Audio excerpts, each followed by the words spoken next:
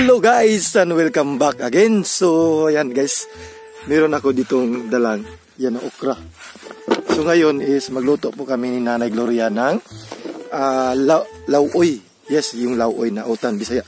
Kung tawagin sa mga Bisaya, no? Yung utan Bisaya. Ayan, nandito po tayo sa farm kasi nandito po yung harbisin kong malunggay. Nandito po. Yan. Ito tayo dadaan. Kasi nandito po yung organic malunggay. Fresh malunggay yung haharbisin natin. Yan, ito na po yung okra. So yung sari-sari na gulay is nandun po. Naka-ready na po yun. So ito yung malunggay nating haharbisin. Ito na po yung malunggay. Yan. Kakasimula pa lang na sumibol pero yung sa taas ang daming malunggay. Ayan. So kunti lang yung kunin natin. Mga 4 or 3 paluwa siguro. Yan. So, ito yung harbisin natin. Sa 2, 3,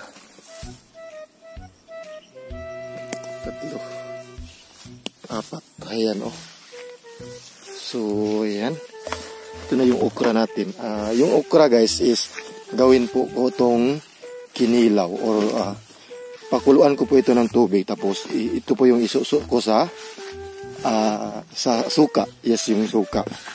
Yan o. Napaka-organic. Kasi na-fresh po yung ating okra. At saka yung malunggay.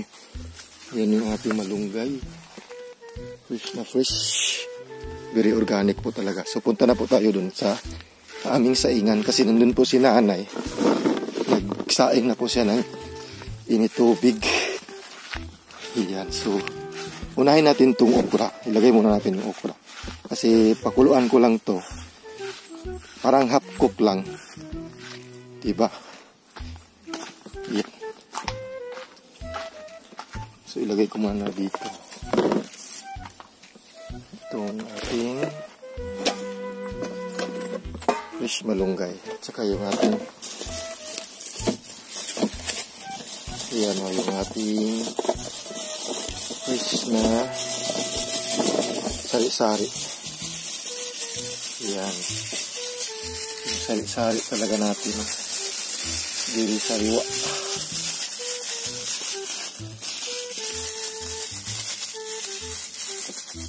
Tapos na po yan na slice.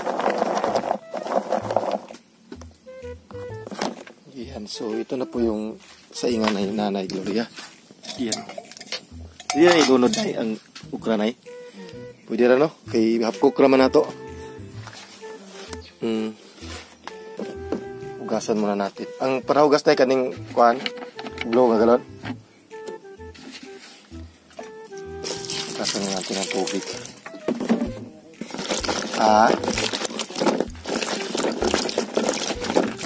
Lagi. So, ilagay na natin muna itong okra natin sa saingan ni nanay. Ayan o. Oops. Half cook naman siya na eh. Yan. So, maya-maya niyan is kaunin na natin yan kasi half cook lang po yung okra. Masarap po yan sa kilaw. Kilaw. Oh, ilunod ang sari-sari.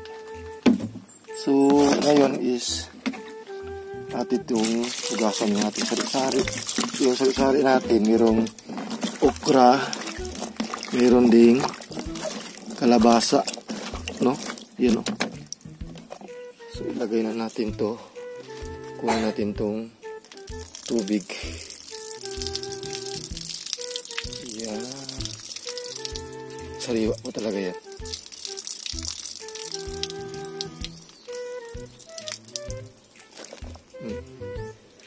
So ngayon guys, ang gagawin natin ngayon is maghagpat taog kamunggay. Lagi lang tayo naghagpat ng kamunggay, no? Yung malunggay na organic. Ilang tanday ka na eh? Buti yung tatay bitaw. Wala ko nung kakari diri.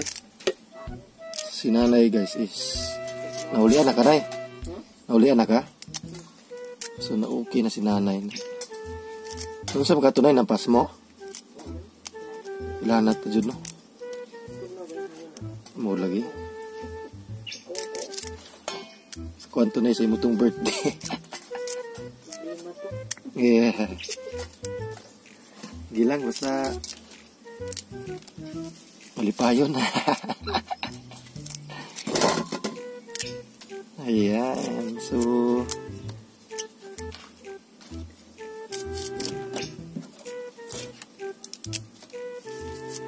okay na.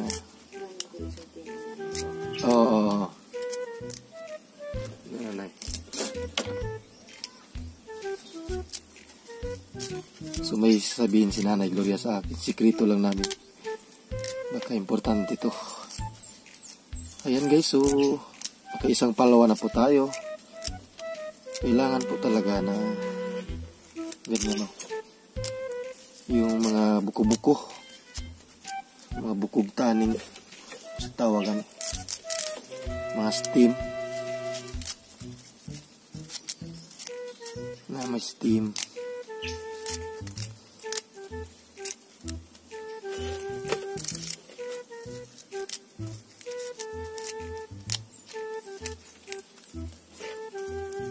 Ayan, very fresh na fresh po talaga ang ating niluluto ngayon. Pag nasa bukid po tayo, no, yan po yung importante na very organic ang ating lutuin. Lagi lang kami nakakain dito ng mga gulay, sariwang gulay.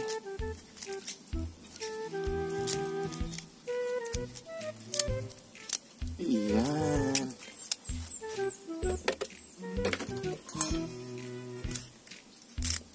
Malapit na matapos yung ating malunggay.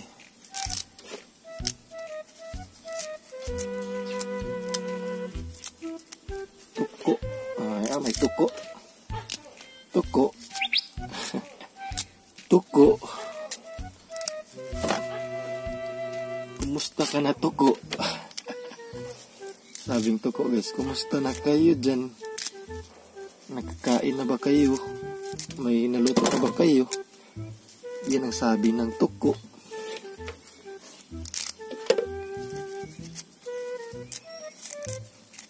Alam nyo ba guys na yung utan Bisaya is iba po yung busog niya, no? Mas mabusog ka sa utan kaysa ibang ulam. Masarap talaga yung ulam. Saka masustansya yung utan Bisaya. Parang luto na po yung ating okra. So tingnan na natin. Yan o, ganyan lang. Hindi lang masyado kunin yung mga yung mga palwa. Yan, so ready na po yan. Ready na ating gulay at saka yung malunggay. So ngayon guys is kunin na natin yung ating okra. Kasi parang okay na, half cook na yan. Dito yung okra natin. Yan, pwede na ninay. Pwede na daw ito yung nanay. Yan, kilawin. Kinilaw. Ang lagi. Yan o. Half cook lang. Hindi lang natin lataon o gayo kay mulata mas rin no? Lain kay kaunon. Tuod.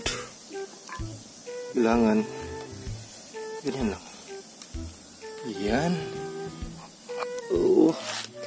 Ready na po yung ating para kinilaw na okra. Ilunod na ni Nay. So ilunod na po natin yung ating sari-sari. Sari-sari. Ang halaman doon ay sari-sari. Parang napapaos ako sa boses ko, guys. Kasi nag-concert kami sa bahay, guro. Singalong. Ayan. Ayan, o. Wow. Very organic. Ang daming gulay, no? Okra, kalabasa, at talong. Ayan. So, takpan na natin. Pag kumukulo na yan ulit, ilagay na po natin yung ating malunggay. Yung fresh malunggay. So, takpan natin yan. Yung sugnod natin is i-forward natin. Ganyan na, forward. On your mark, forward. Ayan. So, ganyan lang. Yan o, pag kumukulo na yan ulit, lagyan na natin ng malunggay. So, ayan yun guys, no? Ito na po yung ating okra. So, ngayon, maggawa tayo ng sauce ng ating kinilaw na okra. Yan o. Meron tayong limonsito, tapos itong luya. Wala po tayong sibuyas. So, luya lang po yung gamit natin.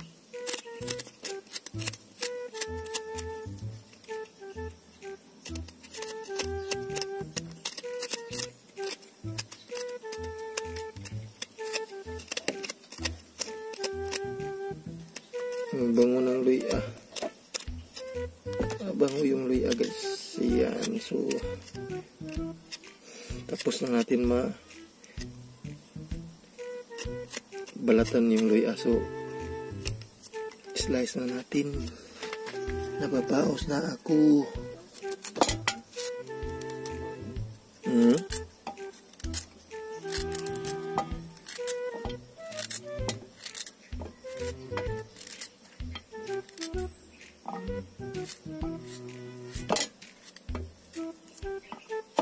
Ayan, so ngayon ilagyan na natin ng suka o asin.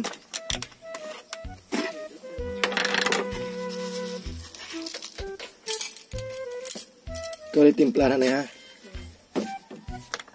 Lagyan natin ng suka.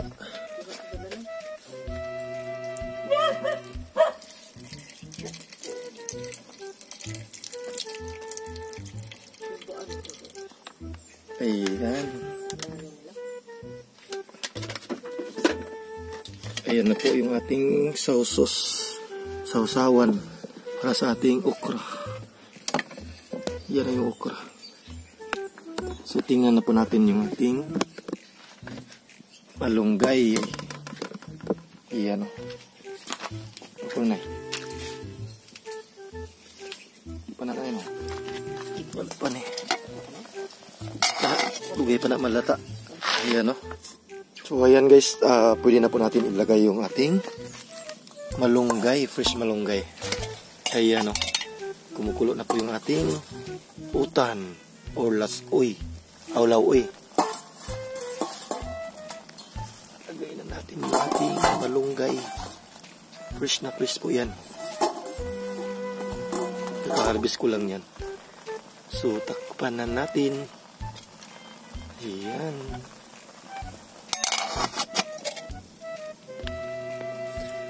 So ayan guys, parang luto na po yung ating utan Bisaya or lauoy. Ayan o. Tikman na po natin. Kasi natimpla na po ito ni Nanay Gloria. Ayan.